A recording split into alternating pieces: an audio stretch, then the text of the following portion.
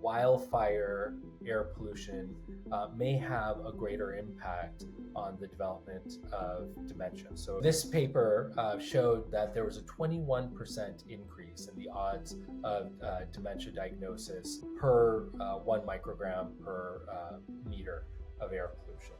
Of course, at baseline, what we know is this particulate matter 2.5 is really dangerous for our health because it's extremely small. It's like 30 times smaller than the width of a follicle of hair. The reason why these small forms of air pollution are so dangerous is because they can embed deeply into our respiratory system and then get into our blood flow. These wildfires can go a great distance very quickly and are very challenging to manage. The plumes that are coming out here are very large, and people, they impact many different communities, right? Because they're expanding so quickly. So the exposure risks are really something we're quite concerned about.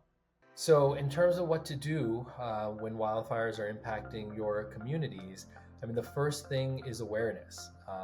Whether it's wildfire, air pollution, or other causes of poor air quality, I think increasingly our communities are becoming aware that we've got to take notice of days that have poor air quality. Staying indoors, having good indoor filtration so that your indoor air quality is improved. The key here is to avoid exposure as much as possible, and to be aware of when our air quality is hitting kind of those dangerous levels. Studies like this just again contribute to this body of knowledge where we know that air pollution is so harmful to our health.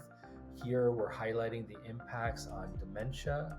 We really, the idea that we are harming people's cognitive function is a real tragedy. So I think at the bottom line here is we have to act with urgency to stop the use of fossil fuels, continue to develop our practices and processes to mitigate and manage wildfires, and really understand at the heart of it is that this is a health issue and we've got to protect our communities against the impact of wildfire air pollution.